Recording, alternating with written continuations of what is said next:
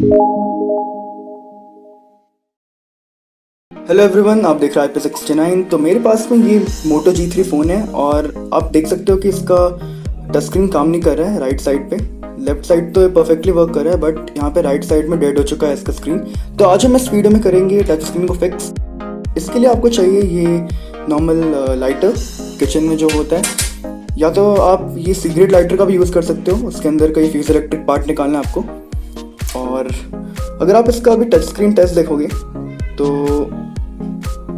आप देख सकते हो कि ये लेफ़्ट साइड में तो परफेक्टली वर्क कर रहा है, बट ये राइट साइड पे यहाँ वर्क नहीं कर रहा है, बिल्कुल भी डेड हो चुका है। यहाँ बीच में फिर वर्क कर रहा है और हाँ मतलब राइट साइड पे बिल्कुल डेड है। तो इसको फिक्स करने के लिए आपको बस फ़ोन को आप बंद करें एक बार और फिर लाइटर को कुछ इस तरह से स्क्रीन पे रख के स्पार्क करना है आपको।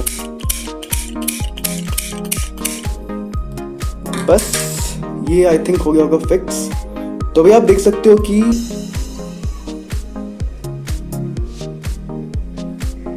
ये हमारा जो टच स्क्रीन है ये अभी वर्क करना स्टार्ट कर दिया है यहाँ पे।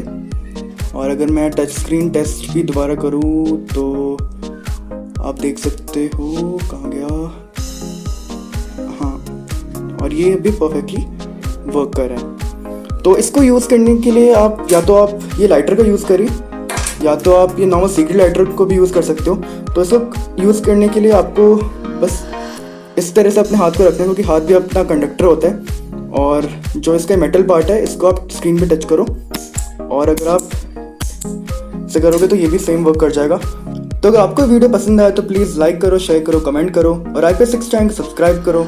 Thank you for watching, have a great day, see या।